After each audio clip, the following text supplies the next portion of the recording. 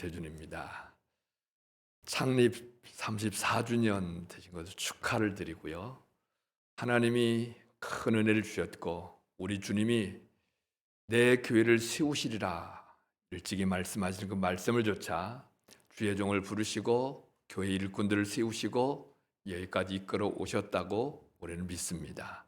전적인 하나님의 은혜고 이후로도 하나님이 은혜 속에 이끌어 가실 것을 믿습니다. 미국에는 이런 말이 있습니다. 레몬이 주어지면 레모네이드를 만들라 하는 이런 이야기가 있습니다. 레몬은 이 미국 사람들에게는 어떤 의미냐면 좋지 않은 것, 쓰고 시고 별로 좋지 않은 것, 그 레몬이 주어지면 그거 가지고 맛있는 레모네이드를 만들라는 것이죠. 인생의 여정 속에는 좋은 일도 있고 편안할 때도 있지만 힘들고 어려울 때가 참 많이 있습니다. 그런데 힘들고 어려운 그때 주어진 그 과정이 나의 삶에 레모네이드를 만드는 달고 맛있고 시원한 그러한 것으로 변화시켜 만들어가는 자료가 우리 삶에 찾아오는 고난이고 어려움이고 시련이고 힘든 이러한 일들입니다. 교회적으로도 마찬가지예요. 교회가 이 땅에 시작하고 쭉 성장해가는 과정 속에서 힘들고 어렵고 아프고 이런 부분이 여럿 있지만 그것 때문에 레모네이드가 만들어지는 것처럼 그것 때문에 교회가 아름답고 맛이 있고 또 생명력 있고 또 은혜가 넘치는 이러한 자료로 변화되어 가는 것입니다. 개인적으로도 그렇고 교회적으로도 그런 것입니다. 34년 동안 교회가 세워지기까지 그 안에는 많은 시련과 어려움 속에 있었는데 그때마다 하나님의 놀라우신 은혜가 믿음의 백성들은 믿음을 통해서 성취하고 이루어간 줄 믿습니다. 그 가운데서 우리는 언제나 잊지 말아야 될 것은 또 창립 기념일을 맞이해서 우리가 점검하고 또 재확인하고 할 그럴 부분은 나는 누구이며 나의 정체성이 무엇인가 그리고 나의 사명이 무엇인가 초심으로 돌아가서 재점검하고 그것을 굳게 붙잡고 가는 이러한 자료로 가야 된다고 확신하며 갑니다. 오늘 본문에 있는 말씀은 사도 바울이 믿음의 아들 디도에게 쓴 목회 서신이라고 하는 이러한 부분입니다. 목회의 매뉴얼이다 이렇게 말하며 가는 이러한 서신이죠. 그래서 이 내용을 쭉 살펴보면 교회는 어떤 교회 어떤 모습으로 서가야 되는가 하는 것을 우리에게 항상 되새기며 깨우침을 주시며 또 정돈하며 갈 수 있도록 이끌어 주십니다. 그 목회 서신 중에 오늘 1절로 4절에 있는 말씀은 문안 인사하는 것이고 안부 전하면서 축복하는 이러한 내용이다 이렇게 말하며 갈 수 있습니다. 그런데 그 내용이 사실은 이 본문뿐만 아니라 이 디도서 전체 속에 녹아있는 아주 중요한 핵심을 정리해주고 있는 부분이고 이 부분은 우리의 정체성과 사명이 무엇인가를 정리해서 깨우쳐주는 너무 중요한 이러한 말씀이라 함께 살피면서 은혜를 받고자 합니다. 1절에 보면은 이렇게 기록하고 있습니다. 하나님의 종이요 예수 그리스도의 사도인 나 바울이 사도 바울은 자신을 소개하면서 하나님의 종이요 이렇게 표현하며 가죠. 자신이 누구인가를 고백하는 것입니다. 다른 사람들이 여러분에게 당신은 누굽니까? 라고 묻는다면 뭐라고 여러분이 대답하시겠습니까? 나는 김태준인데요. 김태준이라는 사람이 뭐 하는 사람이에요? 어떤 사람이에요? 왜 있는 거예요? 질문하면 나는 난데 이렇게 생각할 수가 있겠죠. 사도 바울은 말하고 있습니다. 하나님의 종이다 이렇게 말씀하고 있습니다.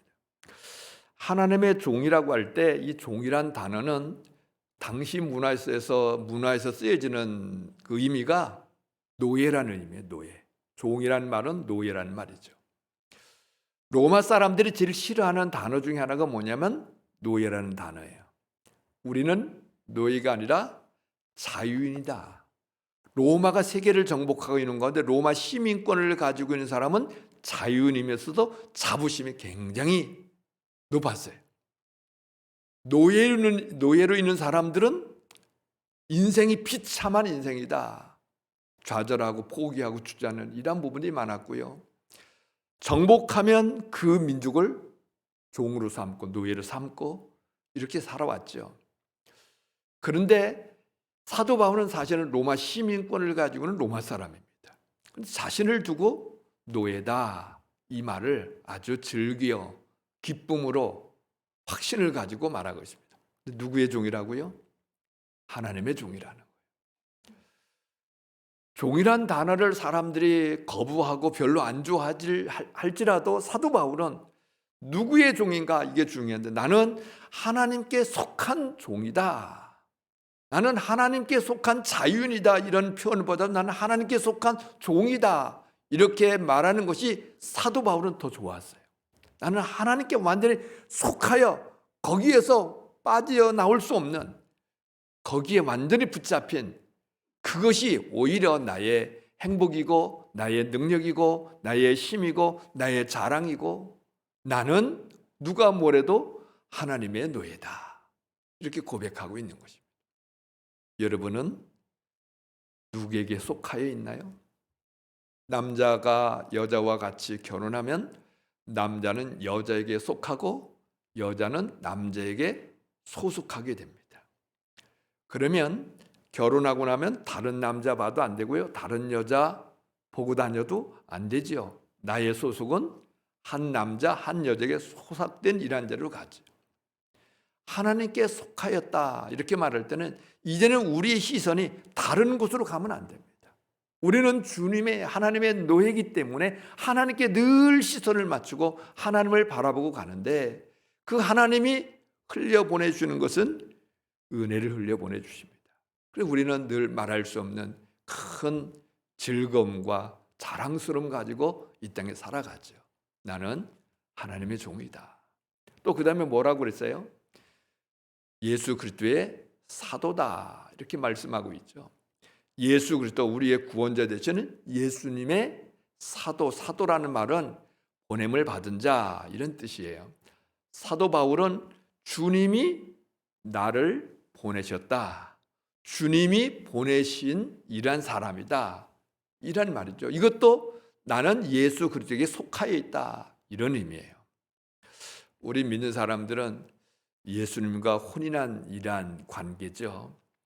혼인한 관계 속에서 예수님과 사랑을 나눈 이란 자로 가지만 동시에 세상 속에 예수님의 부르심을 좇아서 사명을 받고 파송받은 이러한 사람들입니다. 그래서 내가 누구인가 이 정체성이 분명한 이러한 자리에 있어야 우리 신앙이 교회가 요동치 않고 든든히 서가게 됩니다. 세상 사람들은 교회를 자꾸만 재보고 흔들어 보죠. 요즘은 교회가 그렇게 좋은 이미지를 가지고 세상 속에 보여지고 있는 부분들이 많지 않아서 거부감을 가진 이러한 사람도 사실은 제대로 알지도 못하고 사실을 확인도 안 하고 그냥 거부감을 가지고 있는 이러한 사람들이 많이 있어요. 그런 가운데서 정체성이 불분명한 사람은 세상에 나가면 내가 그리스도인이라는 사실들을 별로 이렇게 밝히기를 즐겨하지 않고 침묵하고 가리고 가는 경우가 없잖아 있을 수 있습니다. 물론 드러내고 내가 크리스찬인데 하면서 떠들고 다니라는 말이 아니에요. 우리 중심이 누가 뭐래도 나는 하나님께 속한 사람이다. 주님의 부르심을 받은 이란 사람이다.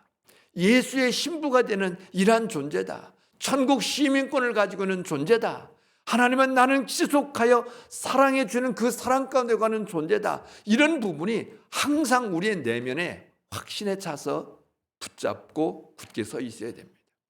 구약시대 보면 이스라엘 백성들이 하나님의 백성이면서도 하나님의 백성인 이 정체성이 자꾸만 흔들렸어요. 바알을 보면 바알이 더 좋은 것 같아. 바알이 나에게 복을 줄 것 같아. 그러면서 바알을 쓰고 보니 여호와를 믿으면서도 바알을 쫓아가서 거기에 뭔가 얻어먹을 것이 있을까 이렇게 생각하며 따라갔죠.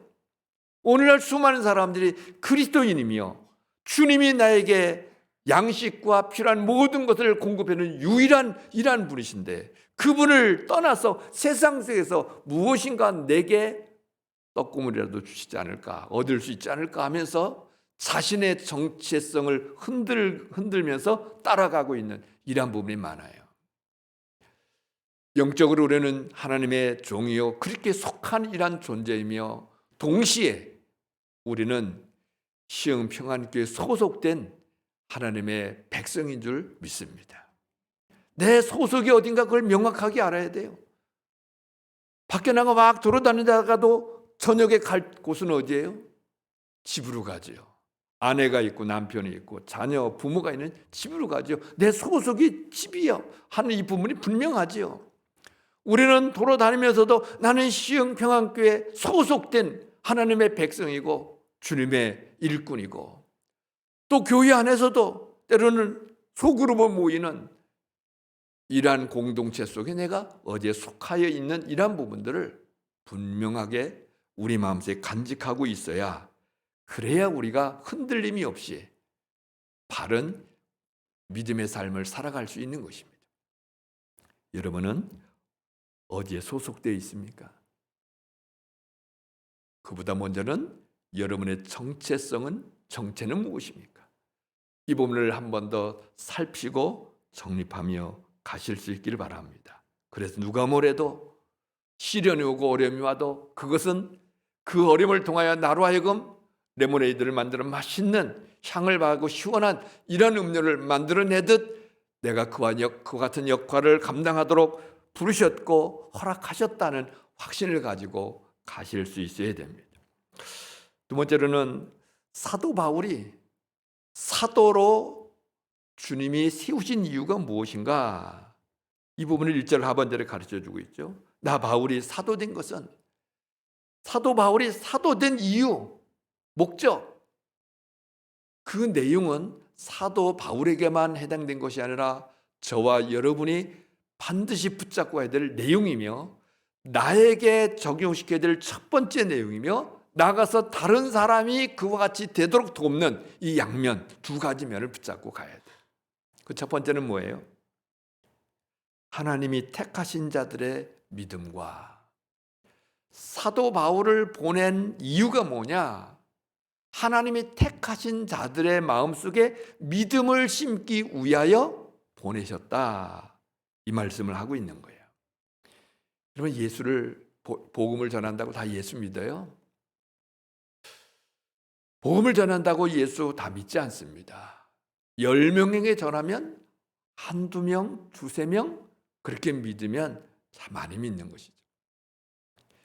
복음을 전하면 누가 예수를 믿고 누가 반응하며 나오는가, 이렇게 질문하면 기본적으로는 하나님의 택하심을 받은 이런 사람이 반응합니다.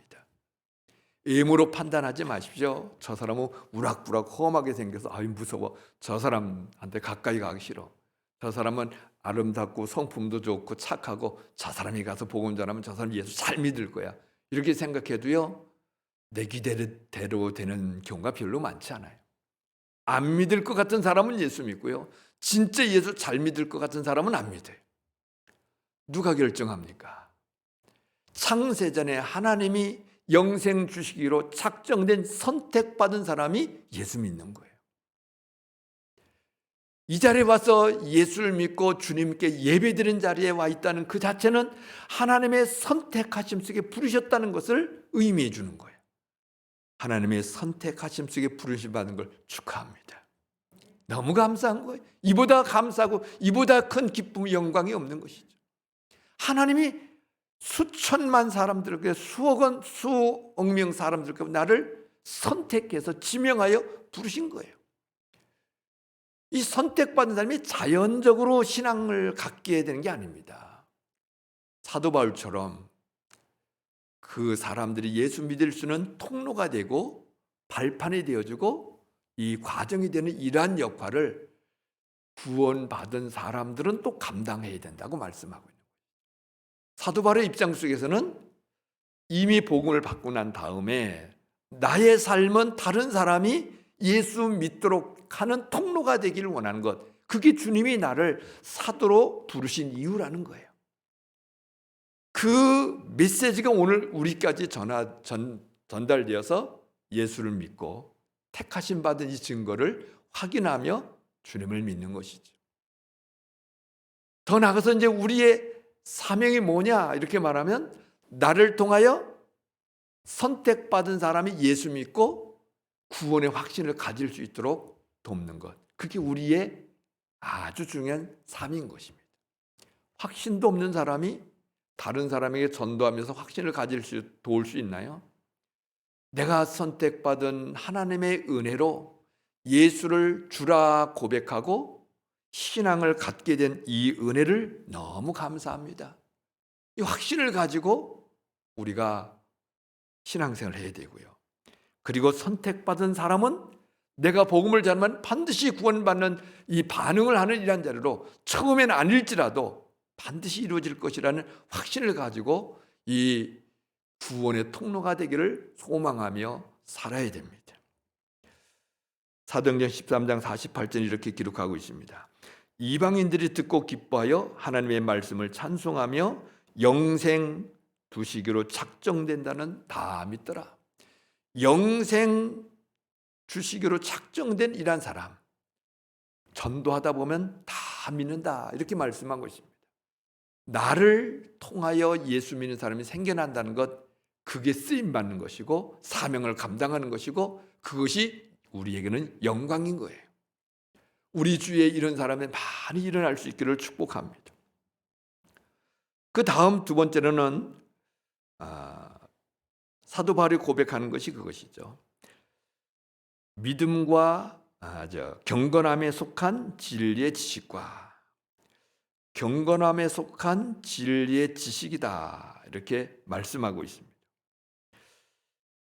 이 경건이라고 하는 것이 무엇인지 우리가 좀 이해하고 가는 것이 필요하죠. 경건에 대한 이야기를 성경에 해주고 있는데 이렇게 몇 군데 말씀을 드리고자 합니다. 사도행전 10장 2절에 이렇게 기록하고 있습니다. 그가 경건하여 온 지방과 더불어 하나님을 경외하며 백성을 많이 구제하고 하나님께 항상 기도하더니, 이 고넬료 가정의 이야기를 해주면서 경건하여 해서 경건이 어떤 모습으로 설명하고 있는가 하면 하나님을 경외하는 것이다. 두 번째로는 백성들을 구제하는 것이다. 세 번째로는 항상 기도하는 것. 이렇게 설명해 주고 있어요. 하나님을 경외하는 것과 항상 기도하는 것과는 맥을 같이 하죠. 하나님과의 관계니까. 하나님을 경외한다는 말 속에는 하나님을 두려워하는 사람이에요. 하나님이 나에게 벌 줄까 봐 그래 두려워하는 게 아니에요. 하나님이 원래 너무나도 거룩하고 영광스러운 분이기 때문에 그분 앞에서는 항상 조심하고 두렵고 떨리는 마음을 가지는 게 경건이에요. 경외예요. 경외.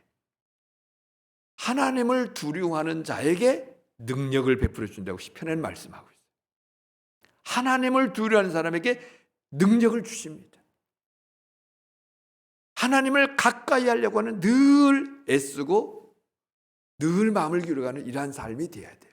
인생이 세월이 가면 갈수록 어디로 초점이 맞춰져 가야 돼요?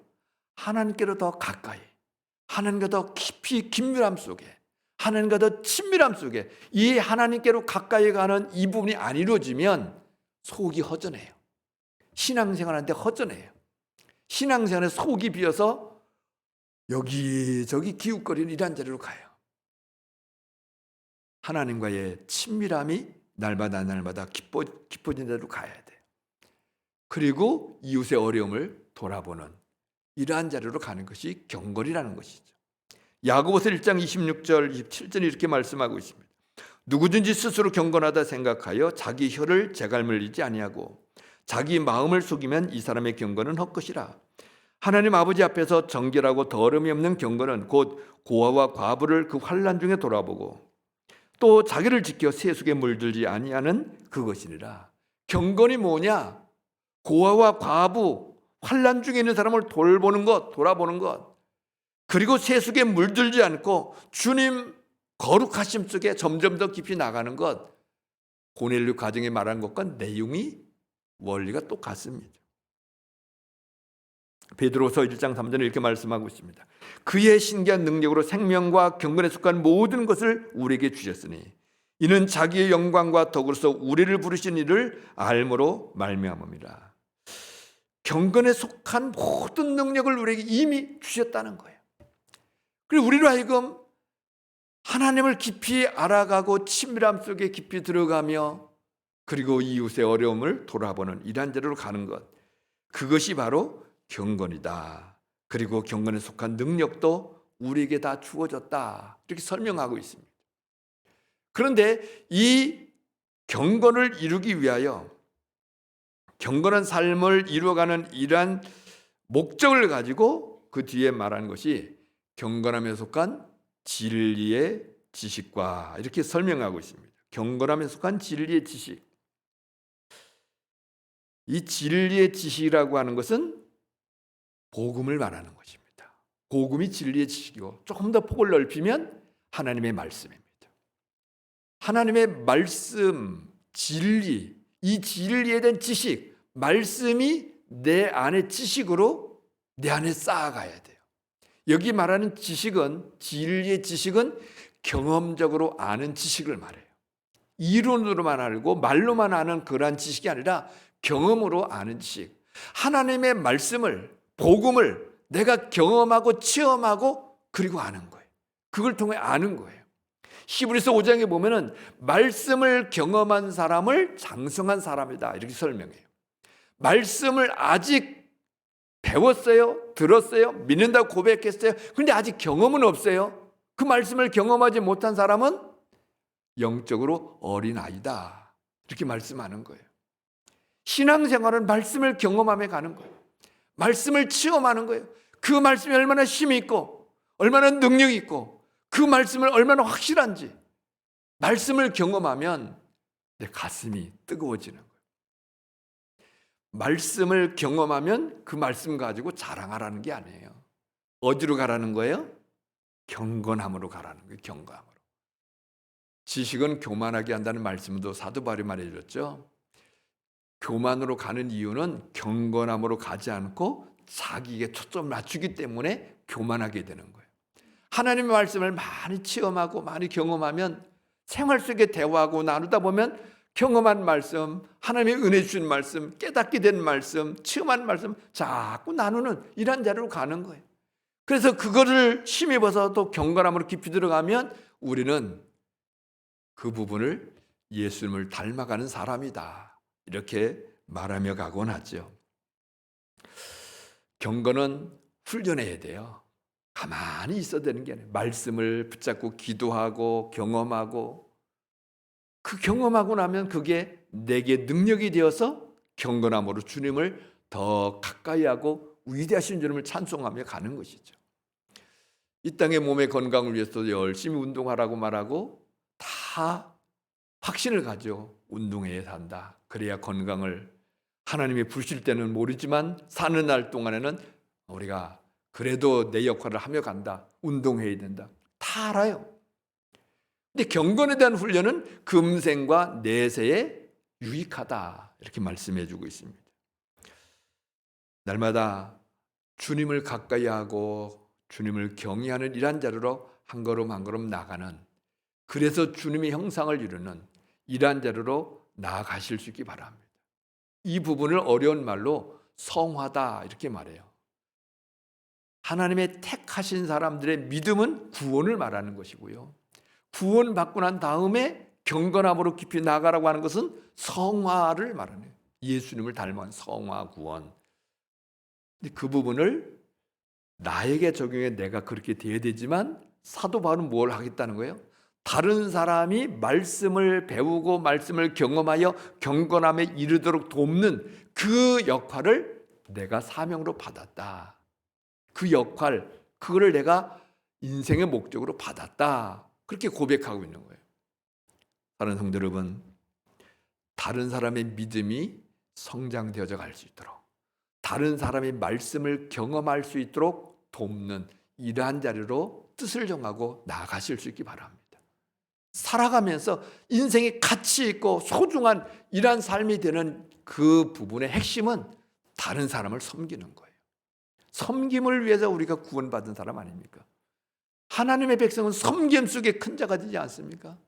다른 사람을 섬긴다고 할 때 그 사람이 믿음 없는 사람은 믿음을 갖게 하고, 믿음을 가진 사람은 하나님의 말씀을 배우고 경험해서 경건함으로 나아가도록 섬기고 돕는, 그것이 바로 우리가 해야 될 역할이라는 거예요. 교회의 본질적인 사명이라는 거예요. 그 일을 이루어가는 이러한 자를 한 걸음 한 걸음 나아가실 수 있길 바랍니다. 이들에 가면 또 이렇게 말씀하고 있습니다. 영생의 소망을 위함이라. 영생은 참 하나님과 그의 보내신 자 예수 그리스도를 아는 것이 영생이라고 그랬죠. 거기 안다는 말은 경험적으로 아는 것이죠.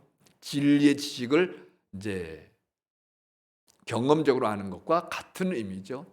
근데 영생은 생명이라고 다시 이렇게 번역하며 갑니다. 요한 1서 5장 11절 12절에 가면 영생 곧 생명이라고 이렇게 표현해 주고 있어요.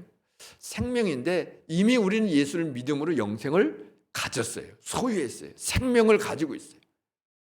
그런데 이 오늘 본문 2절에 말하는 영생의 소망은 완전한 생명, 구원에 완전하게 성취된 그것을 염두에 두고 우리에게 말씀하고 있는 거예요. 언제 영생의 완전한 모습으로 들어가게 됩니까? 예수 그리스도께서 재림에 오시는 그날에. 그리고 우리 몸도 신령한 몸으로 우리의 부정함고 오염된 모든 것은 다 타버리고 소멸되고 완전한 부활의 영광의 몸으로 서게 되죠. 그때 우리 주님을 얼굴과 얼굴을 대면하여 알듯 알리라. 고린도전서 13장 그렇게 말씀하고 있죠. 지금은 희미하지만 그때가 되면은 얼굴과 얼굴을 대면하여 보듯 주를 아는 자리로 가리라. 그러면 지금은 우리가 주님을 알고 하나님을 아는 것이 지극히 제한적이고 부분적이에요. 물론 우리는 부활해서 영광의 몸이 되었어도 하나님을 완전히 알지 못합니다. 피조물이 어찌 창조주를 다 알 수 있습니까? 그러나 지금과는 비교도 안 될 영광, 하나님의 본래 의도대로 온전함을 가지고 하나님을 알고 하나님을 사랑하고 경배드리며 찬송하며 영광 돌리는 이런 데로 가게 될 거예요. 그것이 우리의 가슴에 소망으로 자리 잡아야 돼요. 부활의 영광, 주님의 재림 속에서 영화로운 구원의 영화를 이루는 그때를 소망하며 살아야 된다는 것이죠. 이 세상에 소망 두지 않고 우리 주님이 완성된 그 구원을 소망하며 사는 이러한 자리로 가야 된다. 뭘 바라보고 사십니까? 좋은 집 장만하는 게 소망입니까? 그건 과도기적으로 우리가 그럴 수 있는 것이죠. 그러나 그게 최종적인 건 아니에요. 최종적인 것은 새하늘과 새 땅에 죄도 없고 사탄도 없고 또 죽음도 없고 눈물도 없는 완전한 그 땅에서 하나님을 알고 경배드리는 이것이 우리의 소망이 되어야 돼요. 아멘 주 예수여 어서 오시옵소서. 이것이 우리의 소망이 되어야 돼요. 그 소망을 우리 마음에 무너뜨리지 않고 늘 붙잡고 사는 이러한 사람 되라는 것이죠. 내가 그런 사람 되고 나를 만나는 사람은 세상의 소망을 더 쫓아가던 사람이 그 삶의 방향을 바꾸어 이제 영생의 소망을 붙잡고 사는 이러한 사람이 되도록 도우라는 것이죠. 사도 바울은 이러한 목적을 가지고 부르심을 받아서 보냄을 받았다는 것입니다. 이게 사명이에요. 이 영생에 대해서 덧붙여 또 사도 바울은 설명하고 있습니다. 이 영생은 거짓이 없으신 하나님이 영원전부터 약속하신 것인데, 영원전부터 하나님의 작정과 그 경륜 속에서 거짓 없이 언약하신, 언약 안에서 우리에게 주시고자 약속하는 그 말씀이라는 거예요. 창세기부터 요한계시록까지 가르쳐주는 모든 내용은 언약 안에서 우리에게 생명을 주신다는 것이죠. 그 생명을 우리 하나님이 약속하신 이란 부분인데, 그 부분을 3절에 이렇게 말씀하고 있습니다. 자기 때에 자기의 말씀을 전도로 나타내셨으니 이 전도는 우리 구주 하나님이 명하신 대로 내게 맡기신 것이라. 자기 때, 하나님의 때, 자기의 말씀, 하나님의 말씀을, 하나님의 복음을 전도로 나타내셨으니, 전도를 통해서 그 앞에 세 가지를 드러내고 나눌 수 있는 이런 데로 가게 된다는 거예요. 전도란 말은 여기 강단에 설교하는 설교도 포함되고 이웃에게 여러분이 가서 예수 믿고 교회 가자고 말하는 것도 해당되는 부분이에요. 전도의 미련한 방법으로 사람 구원하기를 기뻐하셨어요, 하나님. 그래서 전도를 통해서 사람이 예수 믿고 또 말씀을 같이 나눔 속에서 성장하고 말씀을 나눔 속에서 소망, 영생의 소망을 가지게 되고 그것이 우리에게 부여해 주신 사명이다.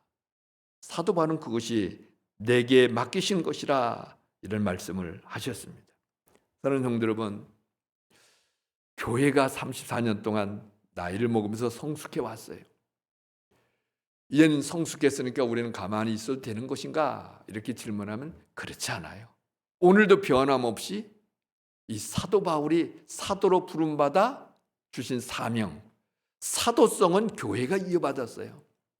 교회가 사도에게 주어지는 사명을 교회가 이어받아서 오늘 교회는 이 내용을 그대로 또 전수하고 가는 것이 교회의 본질적인 것입니다. 너희는 가서 모든 민족으로 제자를 삼으라. 이 말씀을 우린 사도들에게만 한 것이라고 말하지 않아요. 우리 모든 믿는 사람들에게 주님이 주는 지상명령이다. 이렇게 믿어요. 그래서 사도 바울이 주님이 지상명령으로 모든 민족 제자 삼으라는 말씀이 이 안에 다 들어있어요. 우리의 구원이 예수 믿고 구원받는 것, 성화와 영화까지 다 가르쳐주고 있어요. 그 내용을 가지고 다른 사람들이 그와 같이 설 수 있도록 도우라는 것이죠. 사도 바울은 4절에서 디도에 대한 언급을 하고 있습니다. 참 아들된 디도에게 내 이 편지를 쓴다. 디도하고 사도 바울은 본래는 아무런 관계가 없는 사람이에요. 복음 때문에 만나서 예수 믿게 되고 예수 믿고 바울을 배우면서 제자가 되고 아들이 됐어요. 영적인 아들이죠. 참 아들이래요. 양자도 아니에요. 참 아들이에요. 영적으로는 참 아들이다. 이렇게 말하며 이 편지를 쓰고 있는 것이죠. 여러분에게는 내 믿음의 아들이다. 이렇게 말할 수 있는 사람이 누가 있나요? 일생을 살아가면서 이 사람이 내 믿음의 아들이다. 내가 참 마음을 기울여가면서 지원해주고 격려해주고 가르쳐주고 도와주고 그래서 주님을 위해서 사역을 잘하는 일꾼된 일한 자리로 동역자 되어 일하는 일한 자리에 이르기까지 내가 섬기고 세워가는 일한 사람이다. 이렇게 할 수 있는 사람이 누가 있나요? 오늘도 내가 이 영혼을 구원하기 위해서 마음을 두고 이 사람을 위해서 기도하며 시비를 기울여가는 이런 대상이 누가 있나요? 그 대상이 우리가 낳은 가정의 자녀될 수도 있고요. 옆집에 있는 친구가 될 수도 있고요. 누가 되었든 우리에게는 그런 사람이 있어야 돼요. 그런 사람을 만들어 가야 돼요. 끊임없이 주님이 부르시는 그날까지 그 일을 지속하며 나갈 때 바로 교회는 점점 아름다워지고 든든해서 가고 하나님의 영광을 드러내는 이러한 자리로 가게 되는 것입니다. 이 사명인 거예요. 사도 바울의 사명뿐만 아니라 교회의 사명이요. 예수 믿는 사람들이 오늘도 우리 마음에 간직하고 난 무엇을 위해서 내 에너지를 준비하고 에너지를 사용해야 될 것인가 이것을 우리에게 보여주고 있는 말씀인 것입니다.